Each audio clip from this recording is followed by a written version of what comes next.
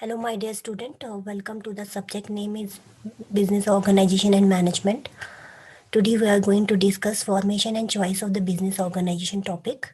आज हम एक नया टॉपिक लेने जा रहे हैं. यूनिट 1 का लास्ट टॉपिक है ये. Choice of forms of business organization. After studying the various forms of business organization, you came to know that each forms of organization, हर एक जो forms of organization है, has some advantages and disadvantages.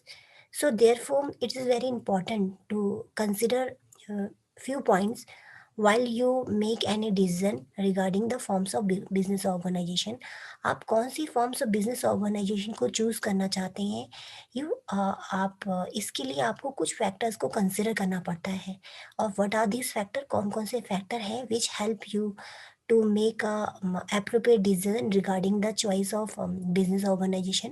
अगर आप कौन सी business organization को आप choose करना चाहते हैं उसके लिए आपको कुछ फैक्टर्स को कंसिडर करना होता है. वो फैक्टर्स क्या होते हैं तो हम उन फैक्टर्स को पढ़ना चाह रहे हैं. when we you can say that these factor influencing the choice of forms of business organization. आपको ये हेल्प करेंगे फैक्टर चूज करने में कि कौन सा बिजनेस ऑर्गेनाइजेशन फॉर्म आपके लिए बेस्ट है और कौन से बिजनेस ऑर्गेनाइजेशन जो फॉर्म्स ऑफ बिजनेस ऑर्गेनाइजेशन आपके लिए लेस एडवांटेजेस है. तो यहाँ सबसे पहले स्टेबल की फॉर्मेशन को आप समझ लेंगे तो then you get more exactly idea कि ये टेबल फॉर्मेशन क्या है. यहाँ मैंने फैक्टर मेंशन किए means availability of capital, cost of formation, ease of formation, transfer of ownership. These are the factor. और ये फैक्टर्स के बेसिस पे मैंने फॉर्म्स ऑफ बिजनेस ऑर्गेनाइजेशन को एडवांटेजेस और लिस एडवांटेजेस कैटेगरी में रखा हुआ है. इट मीन्स अगर अवेलेबिलिटी ऑफ कैपिटल की बात करें तो मोस्ट एडवांटेजेस अगर आपके लिए कौन सा फेवरेबल रहेगा, कौन सा forms of business organisation best रहेगा. अगर हम इस फैक्टर की बात करें तो अवेलेबिलिटी ऑफ कैपिटल मींस आप you can say that company जो होती है, कंपनी क्या होती है, कंपनी जो होती है वो बेटर पोजीशन में होती है to raise the large amount of capital. आपको पता है कंपनी में इजीली हम huge amount of capital raise कर सकते हैं by issuing the shares. Share holder को शेयर्स देके हम ज़्यादा अमाउंट में कैपिटल ले सकते हैं. तो कंपनी के पास एक एडवांटेजेस कंडीशन होती है. तो अगर आप ऐसा कोई बिजनेस चाहते हैं जिसमें कि आपको ह्यूज अमाउंट ऑफ कैपिटल की रिक्वायरमेंट है तो आप ऐसे में कंपनी के forms of business this you can go for the company form may be the suitable for you. तो कंपनी फॉर्म आपके लिए सुटेबल रहेगा और आपको ज़्यादा अवेलेबिलिटी रहे. तो ये most advantages forms of business advantages business forms of organisation है अगर आपको अवेलेबिलिटी ऑफ कैपिटल कंसिडर अगर किया जाए. अब बात आती है सोल प्रोप्राइटरशिप की. सोल प्रोप्राइटरशिप में आपके पास जो अवेलेबिलिटी ऑफ कैपिटल होता है वो बहुत लिमिटेड होता है क्योंकि सोल प्रोप्राइटरशिप में एक ही पर्सन होता है जो बिजनेस करता है और उसके पास सिक्योरिटी या पैसा बहुत कम होता है तो वो इजीली पैसा या कैपिटल रेज नहीं कर सकता. तो यहाँ पर सोल प्रॉपर्टीशिप जो forms of business organisation is not benefit for you. तो अगर आप अवेलेबिलिटी ऑफ कैपिटल को कंसिडर करते हैं, इस फैक्टर को कंसिडर करके डिसीजन लेते हैं कि कौन सी फॉर्म्स ऑफ बिजनेस ऑर्गेनाइजेशन आपके लिए बेस्ट है तो कंपनी आपके लिए बेस्ट है.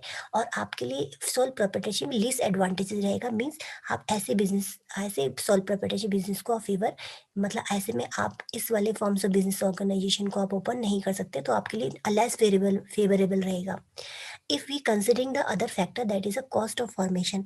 अगर हम कॉस्ट ऑफ फॉर्मेशन की अगर बात करें तो my dear students cost of formation का मतलब ये हुआ कि आप जब भी आप कंपनी कोई भी बिजनेस ऑर्गेनाइजेशन आप बनाते हैं तो as you know that जो as far as the initial business setting up cost are the concern point. आप कभी भी कोई भी बिजनेस बनाते हैं या आप कोई भी बिजनेस की सोचते हैं तो आपके लिए सबसे इंपॉर्टेंट बात हो जाती है कि उस बिजनेस को ओपन करने के लिए आपके पास पैसा कितना है या आपको कितना फॉर्मेशन में कितना कॉस्ट लगेगा. What amount of cost you have to pay when you try to open any kind of business. तो आपके लिए पैसा बहुत इंपॉर्टेंट रखता है. तो यहाँ पर अगर हम सोल प्रॉपर्टीशिप की बात करें तो सोल प्रॉपर्टीशिप में बहुत ही मिनिमम अमाउंट आपको कॉस्ट ऑफ फॉर्मेशन लगता है.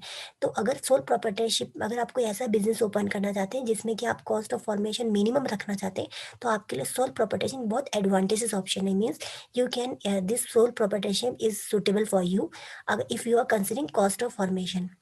मगर आपके पास कॉस्ट ऑफ फॉर्मेशन आप बहुत ज़्यादा ह्यूज अमाउंट ऑफ कॉस्ट है आपके पास मीन्स आप फॉर्मेशन के लिए ज़्यादा अमाउंट में पैसा लगा सकते हैं तो कंपनी आप यू कैन गो फॉर. मगर एज यू नो दैट कोई भी पर्सन जो होता है वो कॉस्ट ऑफ फॉर्मेशन हमेशा मिनिमम लगाना चाहेगा.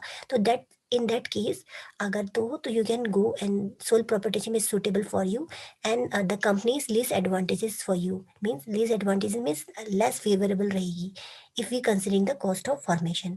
Now the another factor है ease of formation. अगर हम बात करें कि जो फॉर्मेशन होता है, चाहे किसी भी फॉर्म्स ऑफ बिजनेस ऑर्गेनाइजेशन की जो फॉर्मेशन होती है, उसमें ईजी कौन सा प्रोसेस रहता है, तो sole proprietorship is very easy kind of process. Means sole proprietorship में आप इजीली विदाउट एनी हैप्पीजार्ड और you can without any legal formalities, आप विदाउट एनी रजिस्ट्रेशन और कोई लीगल फॉर्मेलिटीज और लॉन्ग प्रोसेस से आपको गुजरना नहीं पड़ता। You can easily form any kind of sole proprietorship, easily इसमें एंटर कर सकते हैं।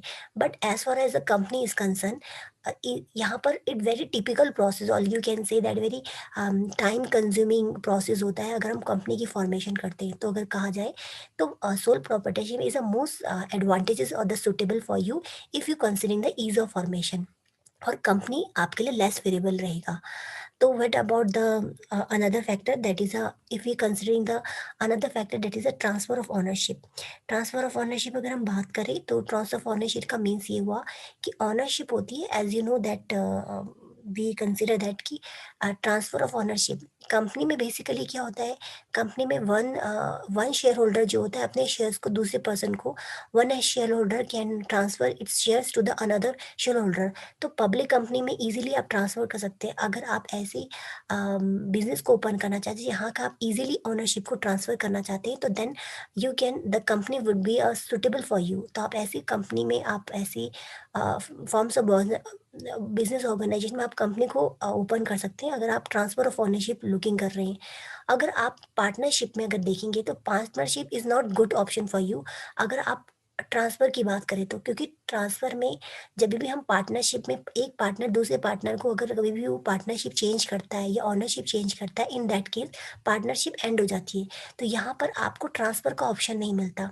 If you are looking for that kind of factor, अगर आप ऑनरशिप के ट्रांसफर की बात सोच रहे हैं और आप इस बेस पे डिसीजन लेना चाहते हैं कि आप कौन सा बिजनेस ऑर्गेनाइजेशन ओपन करना चाहते हैं on the basis of transfer of ownership, then in that case the company is best option for you, and the partnership is least advantage or unfavorable for you. Now, moving toward the another factor that is a managerial skills. If we consider a managerial skills means management skills, the as sole proprietorships may find it difficult to have a expertise in all functional area of the management, क्योंकि soul proprietorship में क्या होता है कि एक person होता है जो हर चीज़ में एक्सपर्ट नहीं हो सकता। यहाँ difficult to have a different kinds of skills in particular business. But in a company आप मैनेजर स्किल्स की वैरायटी ऑफ मैनेजर स्किल्स ले सकते हैं, डिफरेंट डिपार्टमेंट से रिलेटेड आप एक्सपर्टीज यूज करते हैं because huge amount of money company में होता है। यहाँ डिफरेंट डिफरेंट स्किल्स यूज कर सकते हैं। तो you can go for the company अगर आप मैनेजर स्किल्स यूज करना चाहते हैं मैक्सिमम अमाउंट में, then the company would be a good option for you on the basis of manager skills factor. और sole proprietorship is less advantage or less favorable, or you can say least advantages for you अगर आप manager skills, क्योंकि यहाँ पर soul proprietorship में एक ही person होगा जिसके पास जो स्किल्स होंगे वही सो यूज, उसमें वैरायटी ऑफ स्किल्स आप यूज़ नहीं कर सकते। तो अगर आप मैनेजर स्किल्स को कंसिडर करना चाहते हैं तो इन दैट केस आप company forms of business organisation open कर सकते हैं, और यहाँ पर आपके लिए सोल प्रोप्राइटरशिप आपके लिए अनफेवरेबल पॉइंट रहेगा। आप मीन्स इसको इस ऑप्शन आपके लिए सही नहीं है, मीन्स आप कंपनी में फेवर कर सकते हैं।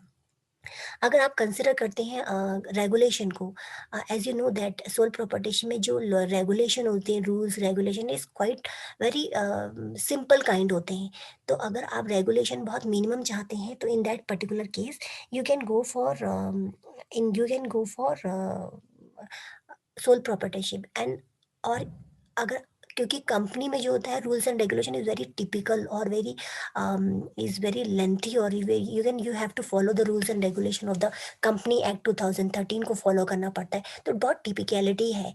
तो अगर आप रेगुलेशन फैक्टर को कंसिडर करते हैं और आप उसमें देखना चाहते हैं कि कौन सा बिजनेस ऑर्गेनाइजेशन आपके लिए बेस्ट रहेगा, in that case company would be a least advantages for you, and sole proprietorship you can go for the sole proprietorship business को आप ओपन कर सकते हैं। अगर आप कंसिडर करना चाहते हैं another factor is flexibility. Flexible means you can easily switch and easily end any kind of business. अगर आप कोई ऐसे बिज़नेस को ओपन करना चाहते हैं जिसमें आप इज़िली फ्लेक्सिबल हो, आपको ज़्यादा टिपिकैलिटी ना हो, तो आप सोल प्रोप्राइटरशिप इज़िली कर सकते हो, क्योंकि सोल प्रोप्राइटरशिप बेसिस में कोई भी पर्सन है वो इज़िली कोई भी बिज़नेस को स्टार्ट कर सकता है without investing a huge amount of cost, और इज़िली वो उससे एग्ज़िट कर सकता है। बट कंपनी में आपको एंटर करने में भी रूल्स एंड रेगुलेशन फॉलो करने के पड़ेंगे। Even if you want to end up company, तो आपको वाइंडिंग अप प्रोसेस से गुजरना पड़ता है, मीन्स आपको rules and regulation process follow करने पड़ते हैं, even to start a company और even in and to end up the company. तो यहाँ फ्लेक्सिबिलिटी बहुत ही ज़्यादा आपको मिल जाएगी प्रॉपर्टीशिप में। तो sole proprietorship is the best option for you if you considering this flexibility, and the company would be least option और least favourable point for you. Now moving towards the continuity. अगर हम continuity की बात करें, अगर आप ऐसा कोई business forms of business organisation देखना चाहते हैं जिसमें कि जो कंटिन्यूटी जो बिजनेस है, वो जो कंपनी ऐसे फॉर्म्स ऑफ बिजनेस ऑर्गेनाइजेशन जो बहुत कंटिन्यूस चलते हैं, तो कंपनी जो होती है basically company is very long running kind of business. इसमें बेसिकली इसकी लीगल आइडेंटिटी बेस्ट सेपरेट होती है। तो विदाउट इंटरफेरेंस, विदाउट ये अपने it's basically it's legal identity independent of its member. तो कंपनी जो थी सर्वाइव करेगी, इवन अगर कोई मेंबर भी नहीं है अगर कंपनी में, तो you can say that company की जो सर्वाइवल होता है, जो उसकी कंटिन्यूटी थी इट, वो कंटिन्यू चलती इवन द मेंबर कम और आउट। मेंबर आते रहे जाते रहे, कंपनी की पर के रनिंग में कोई फर्क नहीं पड़ता। तो you can go for that company option या कंपनी फॉर्म ऑफ ऑर्गेनाइजेशन को आप ओपन कर सकते हैं अगर आप कंटिन्यूटी की बात देखते हैं। और सोल प्रोप्राइटरशिप आपके लिए बहुत ही क्योंकि सोल प्रोप्राइटरशिप में अगर पर्सन को कुछ हो जाता है तो आप इजीली वो बिजनेस स्टॉप हो जाएगा। तो यहाँ continuity means sole proprietorship easily खत्म हो जाएगा जैसे ही पर्सन को कुछ हो जाता है या पर्सन की डेथ हो जाती है। तो यहाँ कंटिन्यूटी की बात करें तो लो सोल प्रोप्राइटरशिप की कंटिन्यूटी बहुत ही लेस होती है, और कंपनी की जो कंटिन्यूटी होती है it's very long. Now considering the another point that is a liability. Liabilities means होता है कंपनी में जो लायबिलिटीज वेरी लिमिटेड होती है, as per the shareholder investment or the shares of the in shareholder, their liabilities are decided. To the extent of amount they have invested, their liability are decided. तो company is best option for you if you are looking for a liabilities. अगर आप limited liabilities consider करना चाहते हैं तो company would be a best option for you। और आप ऐसा business open करना चाहते हैं जिसमें liabilities unlimited हो, then sole proprietorship is for you। यहाँ पर अगर देखा जाए liability को consider करें तो सोल प्रॉपर्टीशन आपके लिए लीस्ट फेवरेबल रहेगा, क्योंकि यहाँ पर लाइबिलिटीज जो होती है सोल प्रॉपर्टीशन की बहुत ज़्यादा होती है, अनलिमिटेड लाइबिलिटीज होती है। और if we considering the company में अनलिमिटेड विद लिमिटेड लाइबिलिटीज होती है, तो आपके लिए बहुत अच्छा रहेगा कि आप लिमिटेड लाइबिलिटीज अगर आप लुकिंग कर रहे हैं तो then company would be a good option for you. तो basically we have study about the these factor. इस फैक्टर के बेसिस पे हम डिसाइड कर सकते हैं कि कौन सा फॉर्म्स ऑफ बिजनेस ऑर्गेनाइजेशन आपके लिए बेस्ट रहेगा और कौन सा बिजनेस ऑर्गेनाइजेशन आपके लिए लीस्ट बेनिफिटेड रहेगा। तो we have study about the choice of forms of business organisation on the basis of the following factor. हमने अभी सिर्फ फैक्टर्स को पढ़ा। आपको इन फैक्टर्स को याद रखना है कि ये फैक्टर्स हैं जो कि जिसके बेसिस पे हम फॉर्म्स ऑफ बिजनेस ऑर्गेनाइजेशन को चूज कर सकते हैं। Now moving towards the next important topic that is a comparative valuation of the forms of business organisation. As my dear student, मैंने आपको forms of business organisation 5 type की बताई है। Sole proprietorship we have discuss, हमने partnership भी पढ़ा, हमने joint Hindu families भी we have discuss, cooperative society and company के बारे में पढ़ा। यहाँ पर बेसिकली आपको एक शॉर्टकट में आप दे सकते हैं कि ये जितने भी बिजनेस है, जितनी भी फॉर्म्स ऑफ बिजनेस ऑर्गेनाइजेशन है, उनको मैंने formation, members, capital contribution, liabilities and control and management and continuity के बेसिस पे इनको इनका कंपैरेटिव एनालिसिस किया है। तो you can easily pointed out this points, in basis के पॉइंट्स पर आप इजीली इनके बीच में डिफरेंशिएट कर सकते हैं कि कौन सा बिजनेस आपके लिए बेस्ट रहेगा। तो if we considering the formation on the basis of the formation, the sole properties में जो फॉर्मेशन होता है वो बहुत मिनिमम होता है। मीन्स फॉर्मेशन जो होता है बहुत मिनिमम रिक्वायरमेंट होती है, ईजिएस्ट प्रोसेस होता है। फॉर्मेशन बहुत इजीली हो जाता है किसमें, सोल प्रॉपर्टीशन में। पार्टनरशिप में क्या होता है, रजिस्ट्रेशन प्रोसेस होता है, अगर ऑप्शनल है, पार्टनर पर डिपेंड करता है। If a partner go for a registration process then it would be easy, but otherwise its partnership is also easy formation process होता है इसका। क्योंकि हम फॉर्मेशन की बात कर रहे हैं, फॉर्मेशन आपसे पूछा जा सकता है कि किस चारों पांचों फॉर्म्स ऑफ बिजनेस ऑर्गेनाइजेशन का फॉर्मेशन कैसे होता है, तो आप बोल सकते हैं द सोल प्रोप्राइटरशिप का फॉर्मेशन बहुत ईजीएस्ट होता है, पार्टनरशिप भी बहुत ईजी होता है, रजिस्ट्रेशन रिक्वायर्ड होता है पर डिपेंड करता है पार्टनर्स पे। If we considering the joint Hindu family, less legal formalities होती हैं, वो भी फैमिलीज मेंबर पे डिपेंड करता है, और रजिस्ट्रेशन जो होता है एग्जेम्प्टेड होता है और ईजी फॉर्मेशन है। And if you considering the cooperative society में रजिस्ट्रेशन जो होता है बहुत कंपलसरी होता है, और यहाँ पर लीगल फॉर्मेलिटीज बहुत ज़्यादा होती है। और अगर हम बात करें कंपनी की, तो कंपनी में सबसे ज़्यादा रजिस्ट्रेशन प्रोसेस बहुत कंपलसरी होता है, लेंथी होता है, एक्सपेंसिव होता है, and formation process very typical होता है। तो आप कह सकते हैं ऑन द बेसिस ऑफ कि मिनिमम ईजिएस्ट प्रोसेस फॉर्मेशन का किसका होता है, सोल प्रोप्राइटरशिप का, और हार्डेस्ट और यू कैन से एक्सपेंसिव और लेंथी प्रोसेस किसका होता है, कंपनी का। तो definitely on the basis of formation आप चूज कर सकते हैं कि कौन सा आपके लिए बेस्ट ऑप्शन रहेगा। तो definitely on the basis of formation you can go for full sole proprietorship, और कंपनी को आप फेवर नहीं करेंगे, क्योंकि कंपनी को on the basis of formation में आप कंपनी को फेवर नहीं करेंगे, क्योंकि एक लेंथी प्रोसेस है।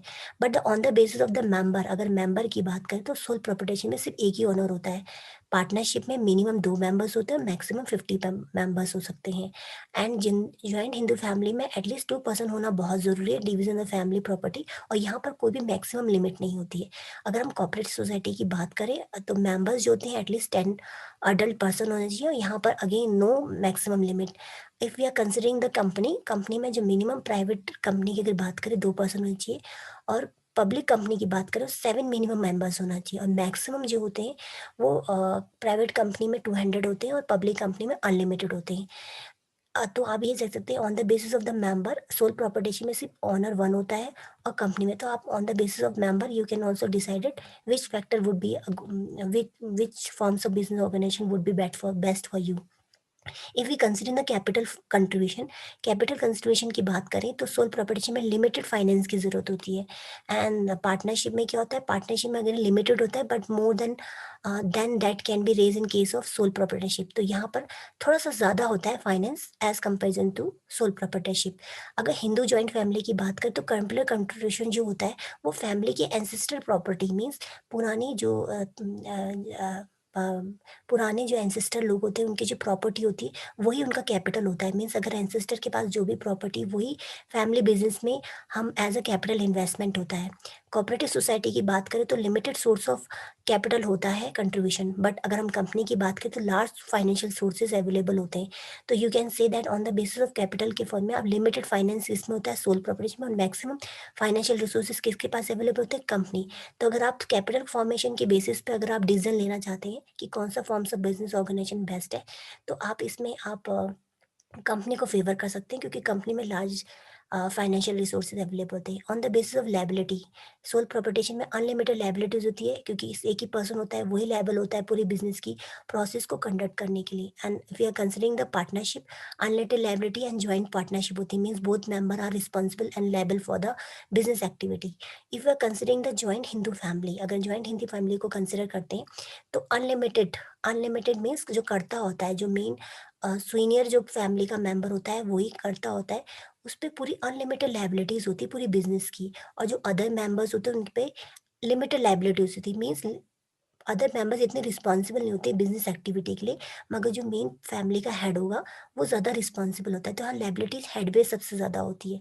If are considering the cooperative society में लिमिटेड लायबिलिटीज होती है, और अगर हम कंपनी की बात करें अगेन हेयर लिमिटेड लायबिलिटीज होती है। अगर आप लायबिलिटीज की बेस पे डिसीजन लेना चाहते हैं तो अनलिमिटेड लायबिलिटीज सोल प्रोटेक्शन में, और आपके लिए बेस्ट ऑप्शन रहेगा कंपनी और cooperative society. If you are considering the control and management, अगर आप कंट्रोल एंड मैनेजमेंट के बेसिस पे कंपैरिजन देखना चाहें तो owner take all the decision, यहाँ पर सोल प्रोप्राइटरशिप में जो मेन पर्सन होगा, जो सिंगल ओनर होगा वही पूरे डिसीजन मेकिंग लेगा। और पार्टनरशिप में जो दोनों पार्टनर्स होते हैं both mutually decide take decision regarding the business. Joint Hindi family में जो होता है, जो करता होता है, जो सीनियर पर्सन होता है वही डिसीजन लेता है। और अगर हम बात करें कोऑपरेटिव सोसाइटी की, यहाँ इलेक्टेड जो रिप्रेजेंटेटिव होते हैं, मैनेजमेंट जो कमेटी होती है दे टेक डिसीजन। बट अगर हम कंपनी की बात करें यहाँ पर बेसिकली जो डिसीजन मेकिंग होता है, कंट्रोल होता है, मैनेजमेंट होता है, बोर्ड ऑफ डायरेक्टर पे होता है। यहाँ पर जो ओनर होता है वो डिसीजन नहीं लेता है, यहाँ बोर्ड ऑफ डायरेक्टर होता है जो शेयर होल्डर के द्वारा इलेक्टेड होते हैं, me peoples are take the decision regarding the company. Operation. Now on the basis of the continuity unstable business, अगर हम कंटिन्यूटी की बात करें तो जो सोल प्रोप्राइटरशिप होता है वो बहुत अनस्टेबल होता है। जैसी पर्सन की डेथ होती है तो सोल प्रोप्राइटरशिप बिजनेस स्टॉप हो जाता है। अगर हम बात करें पार्टनरशिप में तो मोर स्टेबल होता है। यहाँ पर एक पार्टनर की डेथ के कारण तुरंत ये पार्टनरशिप स्टॉप हो जाती है। Again the joint Hindu family में यही होता है, स्टेबल बिजनेस इक्विवन कंटिन्यू करता टाइम ये थोड़ा-सा कंटिन्यू होता है। अगर जो ओनर ऑफ द जो मेन सीनियर पर्सन है जो करता है, अगर उसकी डेथ हो जाती है तो बिज़नेस कंटिन्यू चलता है और जो नेक्स्ट सीनियर मेंबर होता है after the karta is become a owner. तो यहाँ पर कंटिन्यूटी थोड़ी मेंटेन रहती है even after the death of the owner. Now cooperative society में अगेन द लीगल स्टेटस के अकॉर्डिंग स्टेबिलिटी मेंटेन रहती है एंड कंपनी में स्टेबिलिटी मेंटेन रहती है क्योंकि जो कंपनी होती है वो बेसिकली मेंबर्स से सेपरेटेड लीगल स्टेटस होता है, तो continue to survive even after the there there is no member. अगर कोई मेंबर भी नहीं है तो कंटिन्यू कंपनी फिर भी सर्वाइव करेगी। तो the company member may come and go but the company will survive long run. तो यहाँ पर on the basis of the continuity आप कह सकते हैं कि अनस्टेबल रहता है सोल प्रोप्राइटरशिप और कंपनी रहती है कि लॉन्ग रन कंटिन्यूटी रहता है। तो ये फैक्टर्स हैं जिसके बेसिस से आप डिसीजन ले सकते हैं, कंपैरिजन कर सकते हैं कि कौन सा forms of business organisation best रहेगा। So this is all about the today's session. I'm going to give you, my dear student, assignment number 2. assignment 1 हमने ऑफलाइन क्लासेस में आपको दे चुका था।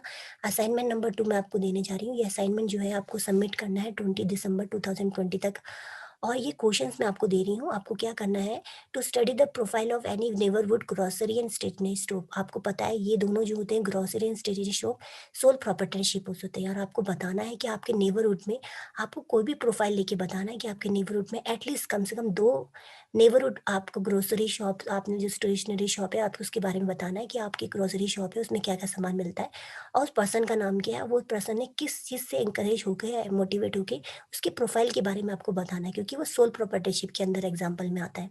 अनदर क्वेश्चन ये सबके डिफरेंट होने चाहिए, सेम नहीं होने चाहिए।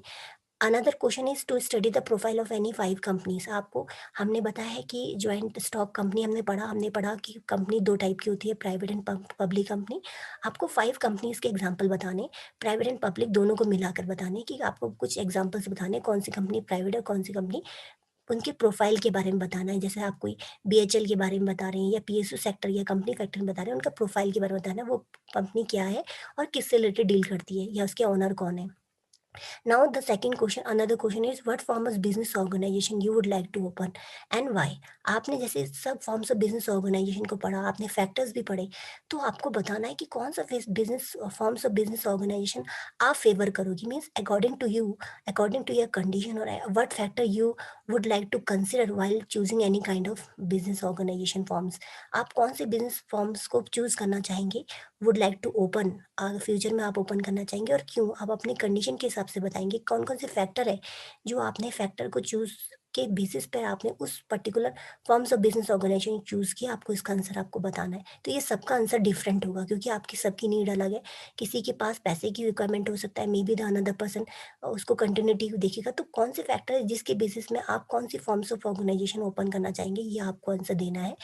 तो ये this is all about the assignment part and if you have any doubt you can ask me. आप मुझसे पूछ सकते हैं इन व्हाट्सएप नंबर में, आप मुझसे पूछ सकते हैं और you can call me on my number but you have to be sure जो आपका जो असाइनमेंट है ये आप इसे प्रॉपर फॉर्मेट में बनाएंगे as you have already made in a last assignment 1। आपने जैसे असाइनमेंट नंबर 1 बनाया सेम मैनर में आप इसको भी बनाएंगे। Last date again I am giving you कि आप 20 दिसंबर तक सबमिट करेंगे। This is all about today's session. Thank you, my dear student.